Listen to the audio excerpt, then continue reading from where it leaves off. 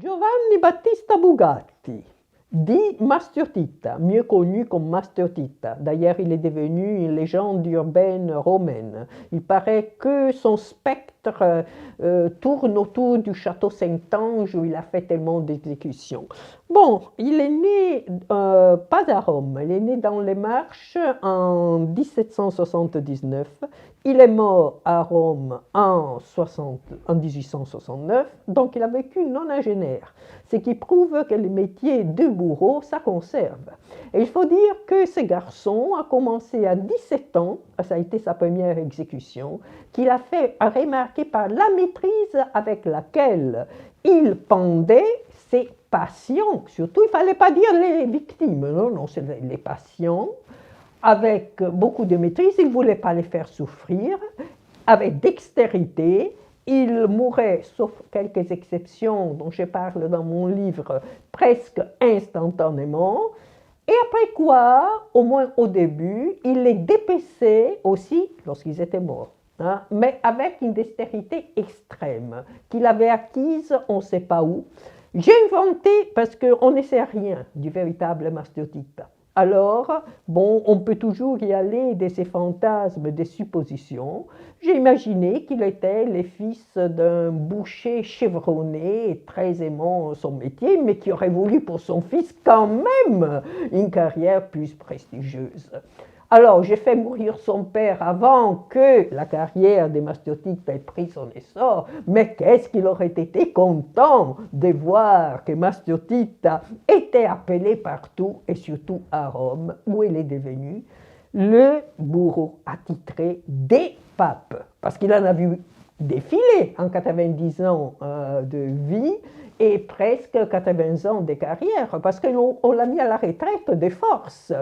Alors, je les comprends très bien, ces mastiotita, parce que je suis aussi fonctionnaire, hein, et j'aime beaucoup mon métier. Moi aussi, voilà, j'ai pris ma retraite pour limite d'âge, contrainte et forcée, mais surtout, disons que j'admire le sérieux et la méticulosité avec lesquels, non seulement il accomplissait ses justices, il ne parlait pas d'exécution. Alors, avec Mastiotita, il y avait des justices et il y avait des patients.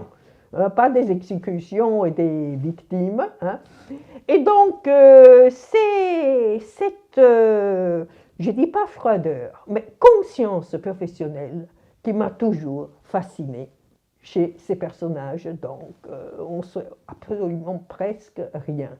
Alors, bon, dans mon livre, j'imagine qu'il est sur son lit de mort et que là, même devant la mort, il reste plutôt inébranlable et il reçoit la visite d'un mystérieux jésuite, un personnage imaginaire, dont je ne vous dirai pas plus. C'est à vous de le découvrir. Si jamais vous avez le courage de me lire et aussi de parcourir toute la liste des patients à la fin du texte. Ce qui m'a fasciné, le naturel, alors la normalité de ces personnages. Et ça m'a fait penser au mot de Pier Paolo Pasolini. Dans le film La Ricotta, qu'il dit, bon, il fait parler Orson Welles d'ailleurs, hein, et dit aussi sa pensée, à savoir, bon, l'homme normal, qu'est-ce que c'est que l'homme normal? C'est un dangereux criminel, raciste, gémant foutiste, alors qui a tous les défauts les plus horribles, les défauts qui mènent précisément au conflit et aux guerres, parfois fratricides, comme il en arrive, mais qui sont, voilà, des fonctionnaires apparemment paisibles et qui accomplissent leur devoir avec le souci du travail bien fait. Et c'est ça, cette horreur de l'ordinaire, de ce qu'il y a de plus banal, qui m'a toujours fasciné. Et c'est ça d'ailleurs, c'est la banalité qui transforme les humains en monstres. Je suis née à Florence. Il y a, bon, en plein néoréalisme, Pour donner une idée, c'était la même année où est sorti les films Les voleurs de bicyclettes et aussi Stromboli, une île où je passe mon été d'ailleurs. Et dès que j'ai pu, j'ai fui Florence comme la peste parce que je l'ai trouvée une ville qui vit repliée sur elle-même.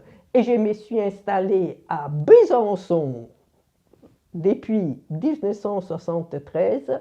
Et là, je suis restée parce que j'ai trouvé le travail idéal, l'appartement idéal et surtout l'homme idéal qui n'est plus de ce monde, mais dont je suis encore follement amoureuse.